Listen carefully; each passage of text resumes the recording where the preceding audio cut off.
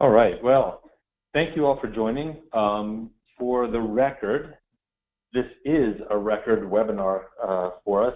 So that's why it was taking a little bit longer to get started, because we still have people dialing in and joining the call. So thank you all for attending.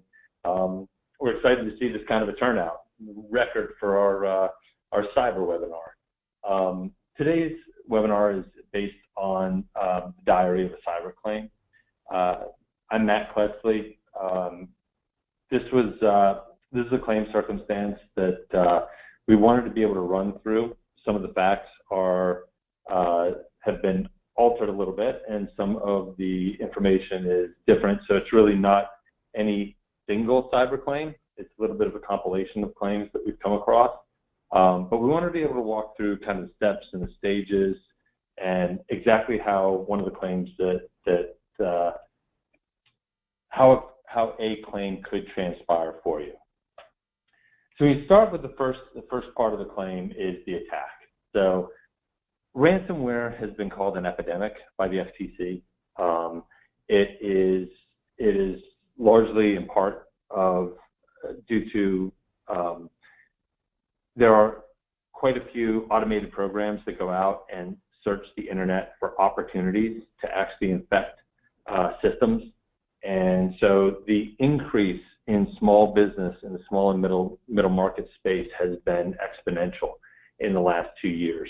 And when you look at the way it's going about, a lot of it is ransomware. And ransomware really is simply the encrypting of your system to lock you out of either certain files or the system itself. And so when an organization has a ransomware situation hit, it gives them a notice that we've encrypted your file. You can't have them back unless you pay us a ransom. And paying the ransom is not always a 100% guarantee. In fact, it's not really much of a guarantee at all. It's running around 50-50, according to a lot of the people we've spoken with. So the ransomware came into this particular client and it froze their system. And the client picked up, oh, I'm sorry, I forgot to talk about the interaction. We really appreciate if when you hear something that seems like it might not have been the best course of action on the part of the insured, we'd love it if you chime in through your text box. So if you can send us a message, we'd really appreciate it, because we want to sit and talk about along the way, stop and pause anywhere where there might have been a mistake on the part of the insured, or something that could have been handled better on the part of the insured rather than a mistake. So the client immediately called the police to report the attack, and IT began addressing the problem right away. So then after a couple of hours, they realized, we've got an 800 number for this. So they called into the 800 number, left a message for the Schinner Data Breach Coach. And so for those of you not familiar with the Data Breach Coach, the Data Breach Coach is Louis Brisbois for the Schinner Cyber Protection Package. And they have a group, an actual practice that does nothing but cyber insurance, cyber response, managing of interaction with the regulators, consulting to the insureds on the course of action in a variety of different circumstances, exactly what the alternatives are for courses of action. So that coach really is a risk management approach to the claim. So once that claim comes in, there's an 800 number on the policy, the ability to be able to call the coach and say, we think we've had a network breach. They'll sit and they'll have conversations to start that discussion. But that discussion, sitting down with the insured, will happen within 4 business hours of receiving the call to the hotline. So Louis Brisbois, our data breach coach, data breach team, got on the line within 2 hours and said, we're we're ready to go. You know, we'd love to talk with you. Let's set up a time where we can all get on the phone. After that, they waited about 2 hours, and then they called again. So you're working into a second day at this point of when it was discovered that it was second day from discovery. So at this point, the client returned the call about 6 hours later, 6 business hours later, and said, our phones have been quirky. Maybe we can get on the phone tomorrow. So now we're into the third day. So one of the things when you're looking at this, the value of having the data breach coach is that that's an actual law firm. And so with the law firm, by engaging this law firm to be able to consult to the customer, the victim of the attack, what it does is all the correspondence then becomes privileged information. So at that point, by engaging the law firm, now any confidential information that's discovered in the programs, and any information about making decisions on reporting or what information has been or hasn't been corrupted or lost and stolen by the cyber attack, all these things can happen under the cloak of privilege. So that's a really big value. So I didn't see anyone jump in on it, but one of the things that's most important about that first call to the data breach coach is before the insured goes and does anything, it's valuable to get that data breach coach call in to find out, one, is it really a network breach? Because sometimes it may not be. And that is something that under the policy, if it's suspected to be a breach, it's eligible for making the call. But secondly, it's really important so that they make the decision on what to do next, recognizing what may be the ramifications. So immediately calling and reporting something to the police without talking to counsel is something that probably could have been handled a little bit better. It probably was something worth having the discussion with counsel because it may not have been a reportable breach. So at this point, the insurer doesn't know. They've got a ransomware attack. This whole system has been locked up, but they don't know whether or not there's anything that's required to be reported. So the second thing was, and this is something that goes along with the perception that a network breach isn't that big a deal if it's just ransomware. Oh, this happens to people all the time. We've heard conversations with clients, third-party conversations, that when speaking with one client, the client simply threw out the laptop when they had a ransomware incident, and they thought that was fine, and then had a second incident, and another one, and then just threw that laptop out as well. So that was their way of addressing it. There was another circumstance where a client had received 4 ransomware incidents in a given year, and they had just continued to pay it. And so what happens is you're sitting staring at a ransomware incident, and if simply paying it off and then going about business, if it does unlock the file, is a circumstance that doesn't necessarily remedy the problem. So just a couple of things that are important to consider. Now, one of the other things about this timeline is that the timeline is not open. It's not like there's unlimited time to deal with a breach. Because just because it's ransomware doesn't necessarily mean that it's only ransomware. So there could be activity going on with the ransomware since they've encrypted the system, and they could be increasing the activity of the insured. And now what you've got a situation of is, are they pulling out data while they've got the system locked up? And is that data causing a reportable event? And when you talk about reportable events, timelines can be awfully tight. So when you look at certain things in certain types of information, some types of information may be as early as 15 days of notice to notify someone that the information's been lost. 30 days in several states, and it goes state by state when you look at this. And so what happens is when you start looking at the time it takes to actually run a forensic investigation, really dig through and find the data and check on it, that's time that it's going to take time to get through that process, but that's also time that may be impacting whether or not you have time to get the necessary notifications out as required by law. So finally the call takes place. So they finally get on the phone with the client on day 3 and sit down. Data breach team confirms it has been a network breach and they really should have a forensic specialist brought in.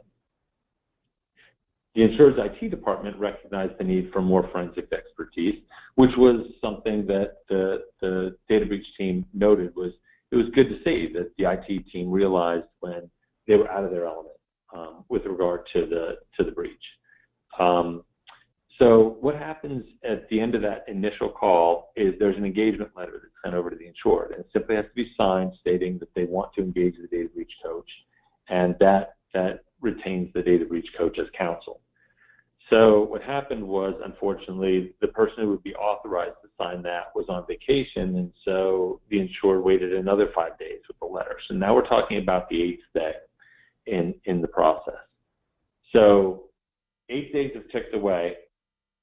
If there's only 30 days or 15 days, depending on what type of information breach may have occurred, that deadline is still ticking. So 8 days are gone before any work actually gets started. Fortunately, the insured system was backed up. So they were able to basically replicate the system, kick it over, close off the other encrypted portion of the system, and utilize it with minimal loss of data because they had a recent backup.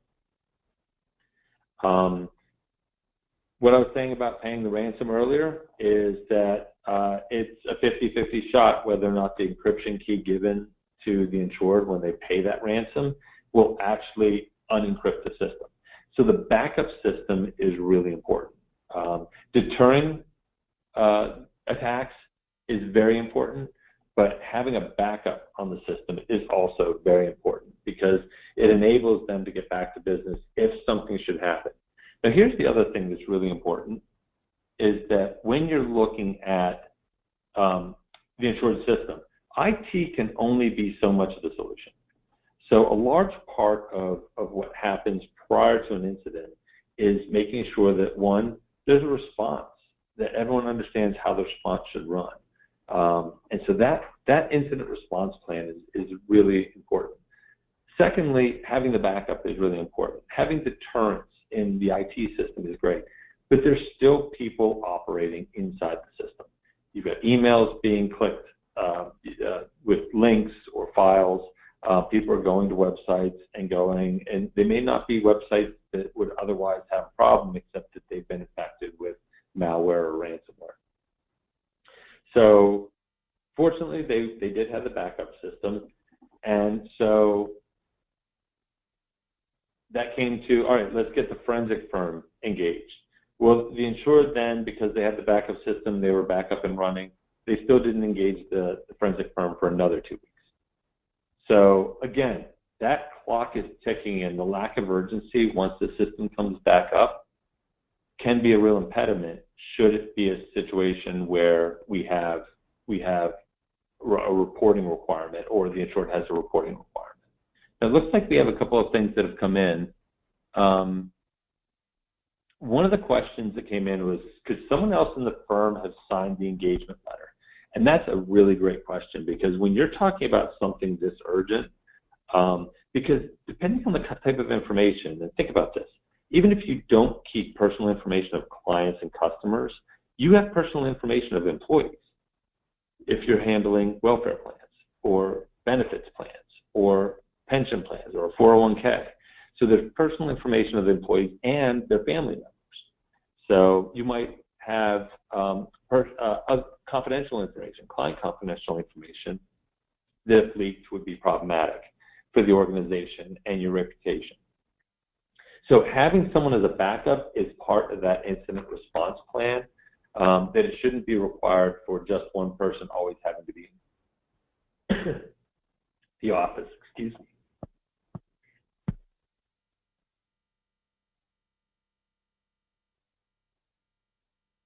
Sorry about that.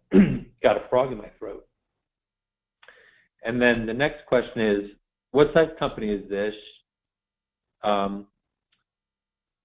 Should have known ahead of time tiered approval process from engagement of the coach through the forensic team.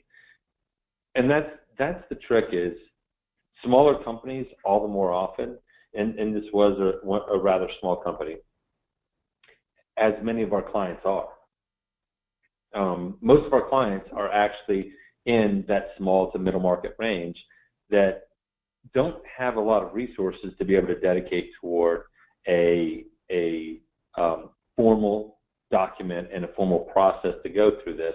So having something that just has an understanding of this process is where so many of you can come to the table and helping your clients to understand the urgency and the immediacy of a cyber claim and a cyber incident. So there was time before they got Louis Brisbois engaged, then there was time before they got the forensics firm engaged.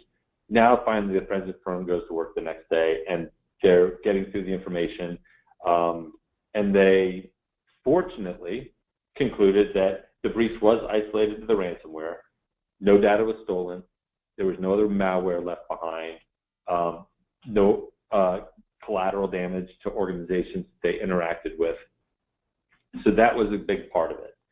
But here's the next step that's missed if people are just simply paying a ransom, which is seal the breach.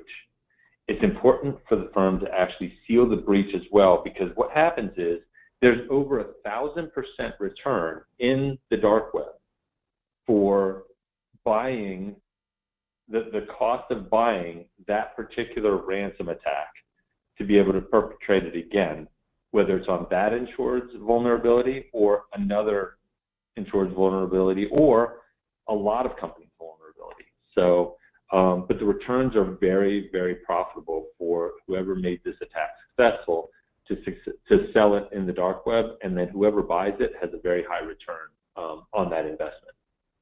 It's kind of disturbing. But with respect to the whole timeline, it ended up being 37 days. And as we talked about before, certain types of information may have to be reported as quickly as 15 days. Other information may be as short as 30 days. And even if you had 45 days for the reporting, what you're looking at is you've only got 8 days left to actually formulate the plan, figure out what you have to report, find out exactly what the data was, how many people were impacted, how much data was impacted, was it any of your confidential client information. That's a lot to suddenly get together, bring a PR firm together, and be able to get all that drafted and taken care of in only 8 days. So it gives you an idea of how difficult this was, and that was just for a ransomware incident. If there's actually the data loss and the forensic analysis goes longer, it could take longer to get to the bottom of it. If all of you remember, the IRS ended up having 3 different iterations. I think it ran about 9 months across where they kept telling how many more records they had actually lost. So it takes a long time once you start to find out, start peeling back the layers in the system of how far someone has gotten to. But here's the really remarkable part about it, because even if someone decides not to buy the insurance, they really do need to engage someone who's going to figure out how the ransomware infected the system and seal that breach and make sure that nothing was lost. So in this case, the insured's costs, which were the premium and the retention, were less than 20% of the total cost of that claim. So when you think about that for a minute, they bought the policy, and we've been operating the policies for less than a year. So they've had less than a year into the policy, they have a loss. They pay the policy premium and the retention. It's still less than 20% of the total cost of running the full investigation and engaging the data breach coach. So when you look at what comes with it and what comes with the policy, that's why we talk about this as a risk management approach for the small and middle market. And we really do believe that it's a very valuable opportunity for you to work with your clients and help them to have a better risk management approach to the situation that is an epidemic now, according to the FTC, as far as ransomware attacks. A couple of things just to point out really quickly, and I'm not going to read the slide, but the data breach coach really does give that map. And if it had come down to the regulations, the data breach coach would have known each of the regulators' rules and processes, and then the unwritten rules of the road that come with being a specialist in this space. And then the forensics firm, between getting all the things that they took care of, they were able to find a course in the path, and it was a recognition by the IT department that it really was beyond the scope of their capabilities because it is a specialty. So I wanted to make sure that we walked through the diary of an actual claim, and this one was a really pretty simple claim, and yet it ended up dragging out. And even if you took the client's time, they waited and delayed and were fairly nonchalant in working through this claim. When you look at it, you're looking at a situation that was well over a 2-week period to get to the end zone on it. So with that, I want to open it up for questions if anyone has anything. We had those 2 questions that we had earlier, but if you have any questions that you want to send over, we'll stay on the line for them.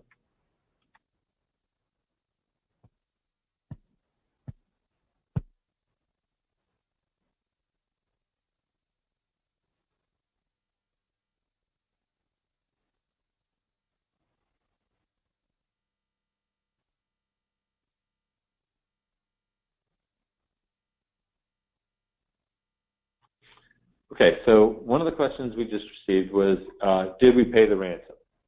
Because the insured had a backup system, they did not pay the ransom. The ransom, again, is really the ransomware is an encryption code. So basically they encrypt the system, they lock you out with the encryption. And without the key to unlock the encryption, you can't get back in. If there's a good backup system in place and there's not too much data loss, one of the best options is to simply replicate the operating space and begin again from wherever the last backup was. So if there's a nightly backup, that can be helpful to overcome it. But just because you move it over and start it in another space doesn't mean it'll be secure from the next ransomware attack.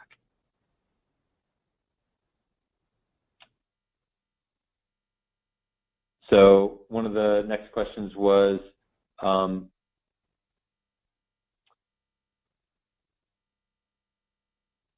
have they received any follow-up demands? So at this point, they have not had any follow-up demands. What they have also not received is any more ransom attacks. So the good news about it is that the sealing the breach and stopping the ransomware from being able to just be utilized over and over again is one of the benefits of having the specialists working on it from the forensics team. One of the questions was, what did the police end up doing with the report? And I don't know. That's an excellent question. I don't know if it was simply turned over for record keeping into some of the cyber awareness databases for attacks, but that is an excellent question, and I don't know. And I don't know that the insured even heard anything back from the police with it. Are you seeing a frequency of claims being reported? Thankfully, we are not seeing a frequency of claims being reported to us, but there is a large increase of claims being reported. So the compound annual growth rate of the cyber attacks from ransomware and malware has been 66% each of the last 3 years. So when you start running those calculations, it's growing by leaps and bounds because you don't have to be targeted anymore. It's simply an automated search function in a program where they go out, they find vulnerabilities, check to see if there was a patch done. No patch? Okay, good. Let's go run the infection. So it's really an automated search and destroy type situation, so it doesn't require targeting any longer. Okay, so one of the questions was, where do we get the data that shows only 50% chance that the data is released after payment?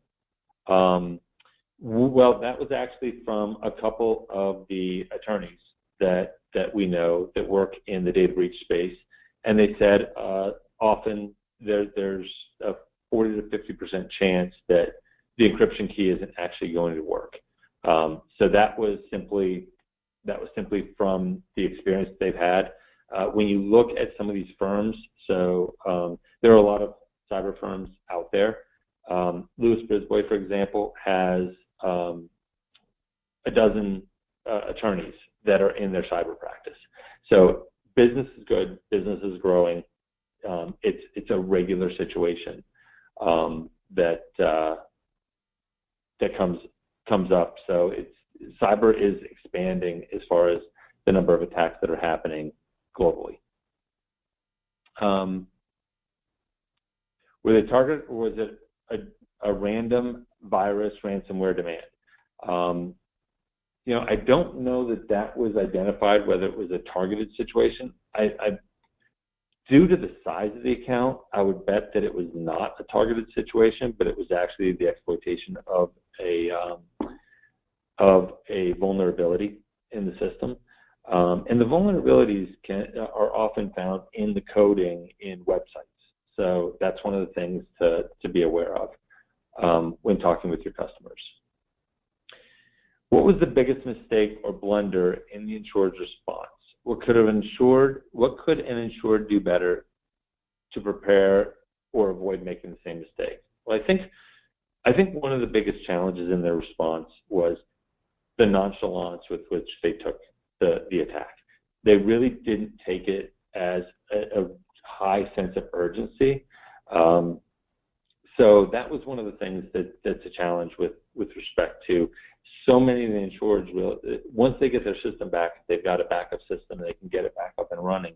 They kind of take a look at the attack of, oh, well, it's over now. And the reality is it could still be running. It could still be siphoning off information as you're going through it if you don't seal the breach. It could be leaving malware behind that you could infect someone else's system with, such as happened in the Target attack. So it actually came through the HVAC vendor to get into the Target system. So those are the types of things that can happen where it's not investigated. It can be a challenge down the road, not just getting past the actual lockup. As far as the ransom demand wasn't a high ransom demand. I don't know exactly what it was, but they said it was not anything excessive. But to give you an idea, most ransom demands are in Bitcoins, and one Bitcoin runs about $600. Last time I checked it on the exchange rate. So it gives you an idea, even if they ask for 1 or 2 Bitcoin, it can be over $1,000.